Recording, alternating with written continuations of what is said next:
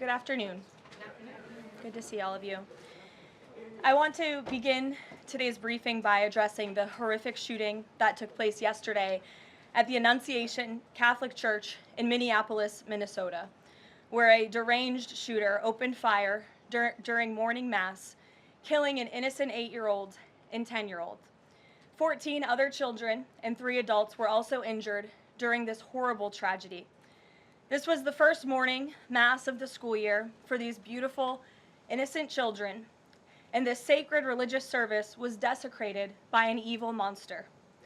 We are all eternally grateful to the heroic law enforcement officers and first responders whose courage and swift response aided all of those impacted by this horrible tragedy.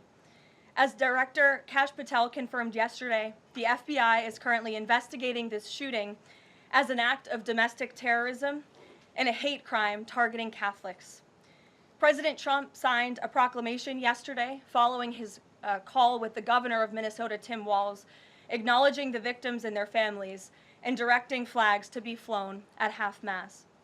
President Trump and the First Lady encouraged the entire nation to join all of us in praying for the victims and their families as they face unimaginable grief and loss. The White House and the FBI will continue to provide further updates as they become available. I also have a quick scheduling announcement for you today. The President will travel to New York City on September 22nd to address the United Nations General Assembly on Tuesday, September 23rd. On another matter, as Americans make their Labor Day weekend travel plans, they will be able to enjoy 5-year low gas prices thanks to President Trump fully unleashing American energy dominance.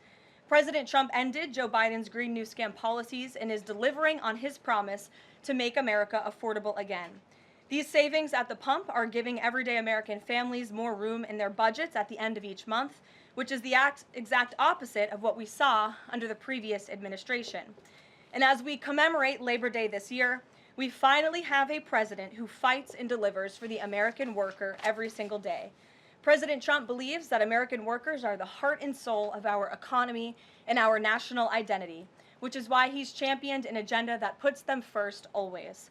For decades, the hardworking men and women of our country who built the greatest nation in world history were sold out by selfish, greedy, short-sighted globalists who put our country on a path to economic and cultural ruin.